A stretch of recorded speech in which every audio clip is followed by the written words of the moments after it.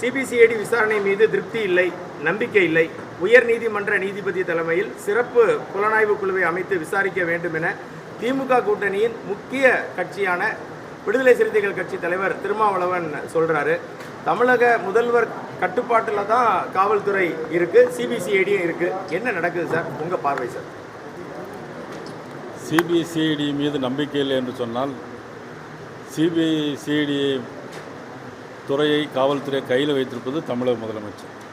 அப்படியால் இன்டைரக்டாக தமிழக முதலமைச்சர் மீது அவருடைய விசாரணையில் நம்பிக்கை இல்லை என்று தானே அர்த்தம். அப்படி தான் நம்ம எடுத்துக்க முடியும். இல்லை, அப்படி தான் நம்ம எடுத்துக்க முடியும். ஏன்னா அவங்க மேலே நம்பிக்கை இல்லை அப்படின்னு நேரடியாக சொல்லாமல் சிபிசிஐடி மேலே நம்பிக்கை இல்லை அப்படின்னு சொல்கிறது தான் நம்ம அர்த்தமாக எடுக்க முடியும்.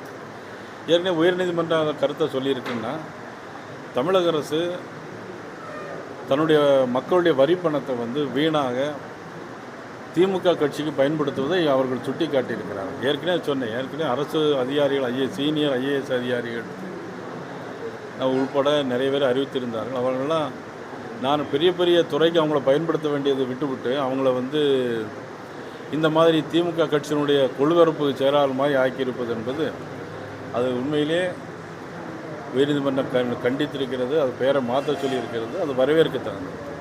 ஆணவ படுகொலைக்குன்னு தனி சட்டம் மத்திய அரசோ மாநில அரசோ இயற்றணும், SC/ST வன்கொடுமை சட்டத்தில் இல்லாட்டினா திருத்தம் கொண்டு வரணும்னு பரவலாக சமூக ஆர்வலர்களால் ஒரு கருத்து முன்வைக்கப்படுது. பாஜக தலைவராக அவங்களோட பார்வை?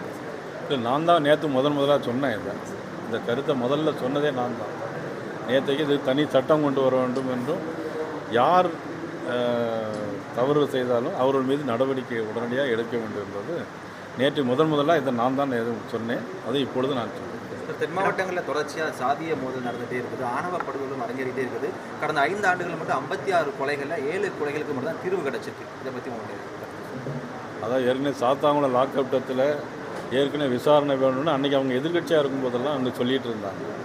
ஆனால் இன்றைக்கி சிவகங்கையில் பார்த்தீங்கன்னா அதே லாக்அப் டெத்து, அது பார்த்தீங்கன்னா அந்த லாக்அப் டெத் யாரால் நடந்ததுனாக்கி அன்றைக்கி டேவிட் ஆசீர்வாதம் அவருடைய தூண்டுதல் பேர் தான் லாக்அப் டெத்தே நடந்திருக்கிறதாக பல்வேறு குற்றச்சாட்டுகள்லாம் வந்திருக்கு.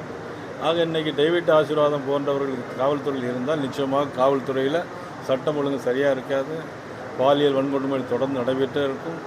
இது போன்ற தடுப்பு நடவடிக்கை அவரால் எடுக்க முடியாது. ஒரு திறனற்ற காவல்துறையாக தான் இருக்கிறது. எடப்பாடி